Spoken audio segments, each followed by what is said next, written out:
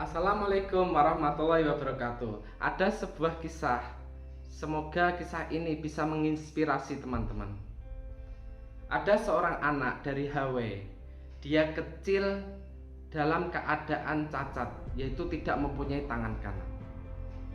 Dia tumbuh menjadi anak yang minder, anak yang tidak percaya diri.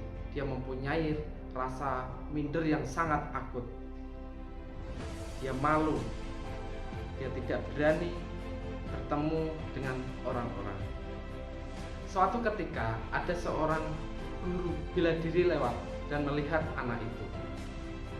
Dia mau mengajarkan anak itu sebuah jurus yang bisa membuat dia percaya diri. Dia bertanya kepada anak itu, "Hai anak muda, apakah kamu mau saya ajarkan satu jurus yang bisa membuat kamu percaya diri di depan banyak orang?" Si anak muda itu dengan semangat dia bilang, "Mau guru. Oke, kalau begitu saya angkat menjadi murid."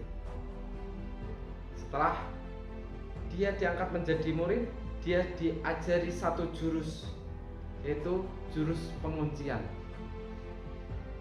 Dia melatihnya dengan semangat, dengan tekun, dan dia bisa menguasai jurus itu dengan baik. Dia bilang kepada gurunya, "Guru, saya sudah bisa menguasai jurus itu dengan baik." Dijawab oleh gurunya, "Kamu harus bisa tambah lagi kekuatan dan kecepatannya." Dia pulang dan melatihnya dengan menambah kekuatan dan kecepatan. Dia udah bisa. Akhirnya dia bilang kepada gurunya lagi, "Guru, saya sudah bisa menambah kekuatan dan kecepatannya." Dan dia dilihatkan kepada gurunya. Dan gurunya itu bilang, "Kamu harus tambah lagi kekuatan dan kecepatannya lagi." Akhirnya murid itu belajar lagi dengan menambah kekuatan dan kecepatannya lagi. Dan dia sudah bisa menguasainya itu dengan sempurna.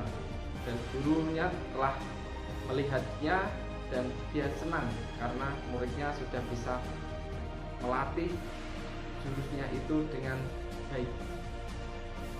Pada suatu kesempatan dia bersama gurunya melihat ada sebuah pengumuman, yaitu akan diadakan turnamen bela diri.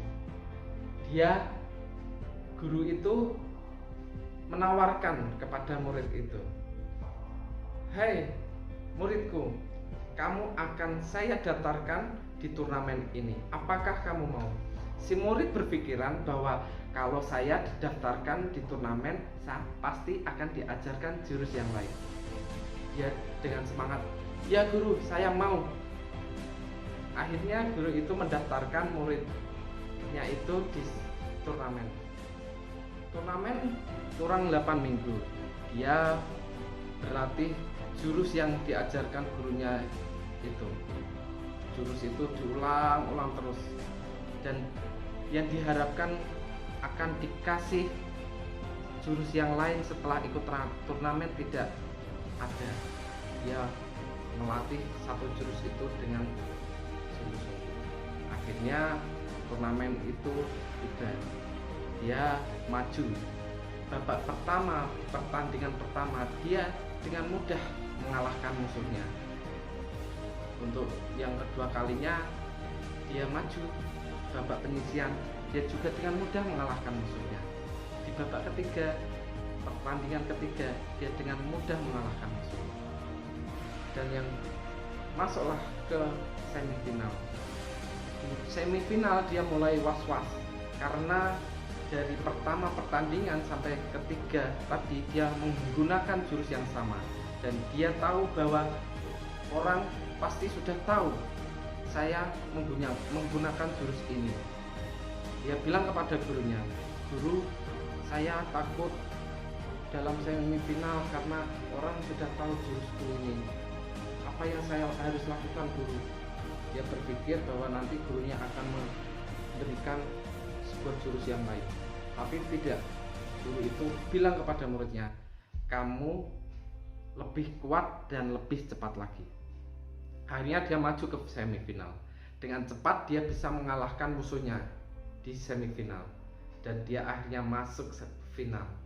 Di final dia semakin takut karena musuh yang dihadapinya ini adalah juara bertahan 7 kali berturut-turut.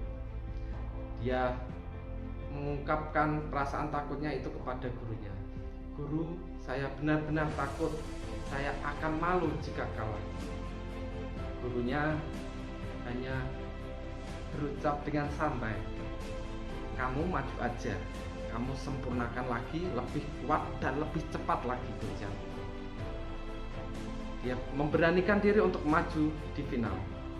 Dengan cepat dia bisa mengalahkan juara bertahan itu.